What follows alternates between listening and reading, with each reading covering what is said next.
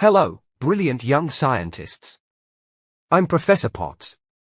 And today, we're diving into some of the most explosive, earth-shaking mysteries of our planet. Have you ever wondered why the ground suddenly shakes during an earthquake? Or why volcanoes blast fiery lava into the sky? Get ready, because the answers lie deep beneath our feet. And believe me, it's more fascinating than you might imagine. Today we're going to explore the hidden power of the Earth and try some exciting experiments that you can perform at home. So, grab your explorer hats, because science is about to get messy. The Earth is always moving, even if we can't see it. To understand volcanoes and earthquakes, we need to discuss something invisible but powerful, the Earth's crust. Although the ground beneath your feet feels solid, it is moving, very slowly. The Earth's crust is divided into large sections known as tectonic plates. Imagine these plates like a giant puzzle floating on a layer of hot, gooey, melted rock called magma.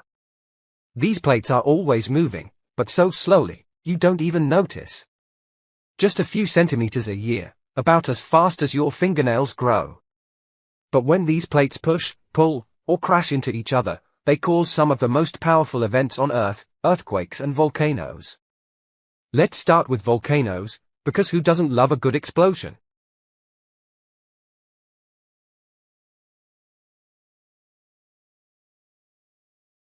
Why do volcanoes erupt? A volcano is like a giant pressure cooker deep inside the Earth. Beneath the crust, it's crazy hot, so hot that rocks melt into magma, a superheated liquid. But here's the thing, magma doesn't like being trapped. It pushes upward, looking for a way to escape. When the pressure builds up too much, boom, the volcano erupts, spewing out lava, ash, and gas. Not all eruptions are the same, though. Some volcanoes explode like a giant soda can, shooting ash and gas miles into the sky, like Mount St. Helens in 1980. Others ooze lava slowly, like the Hawaiian volcanoes, which create brand new land. Where do volcanoes form? Most volcanoes are found where tectonic plates meet, especially where plates push together or pull apart. Some of the most famous volcanoes are in a place called the Ring of Fire, a huge chain of volcanoes circling the Pacific Ocean. But here's a fun fact, did you know there are also underwater volcanoes? Some of them grow so big that they eventually break the surface, creating brand new islands. How cool is that? It's fun experiment time, make your own volcano. Want to see how a volcanic eruption works? Let's try this super simple experiment at home. What you'll need: a small plastic bottle, baking soda, vinegar, red food coloring, for that awesome lava effect, a tray or plate to catch the mess. Instructions: place the plastic bottle in the tray. Fill the bottle halfway with vinegar. Add a few drops of red food coloring to the vinegar. Spoon in some baking soda, and stand back. What happens? The baking soda reacts with the vinegar, creating bubbles and foam, just like gas building up inside a volcano until it erupts. Now you've got your very own mini volcano. Why do earthquakes happen? Now, let's talk about earthquakes, one of the most powerful natural forces on Earth. Remember those tectonic plates? They don't always move smoothly. Sometimes, they get stuck against each other. When that happens, pressure builds up, for years, or even centuries. Then, one day, snap! The plates suddenly shift, releasing huge amounts of energy. That energy travels through the ground as seismic waves, and that's what we feel as an earthquake. Where do earthquakes happen? Most earthquakes happen along fault lines, where tectonic plates meet. Some of the most earthquake-prone places include California, USA, home to the famous San Andreas Fault. Japan, where earthquakes often lead to tsunamis. Chile and Indonesia, places that have had some of the strongest earthquakes ever recorded. The strength of an earthquake is measured on the Richter scale. Small earthquakes might barely be felt, but a magnitude 9.0 earthquake can shake entire cities. What is Richter scale? The Richter scale is like a superhero tool for measuring how strong an earthquake is.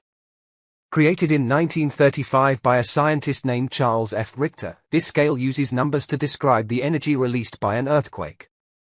It starts at 0 and goes up, there's no limit.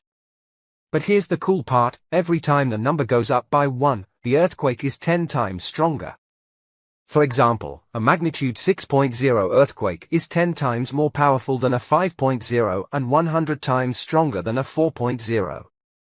Small earthquakes, below 3.0, are usually too tiny to feel, while big ones, above 8.0, can shake entire cities and cause serious damage. Scientists now use even more advanced tools, like the moment magnitude scale, but the Richter scale is still famous for helping us understand just how powerful these ground-shaking events can be. It's fun experiment time. Let's try an experiment to see how earthquakes happen. What you'll need: 2 sponges, or rough pieces of cardboard. A flat surface. Instructions: press the sponges together tightly. Try to slide them past each other. Feel them getting stuck. Keep pushing until, snap, one sponge suddenly moves. That's exactly how an earthquake works. The plates stick, pressure builds up, and then, boom, the energy is released. Now here are some amazing facts about volcanoes and earthquakes.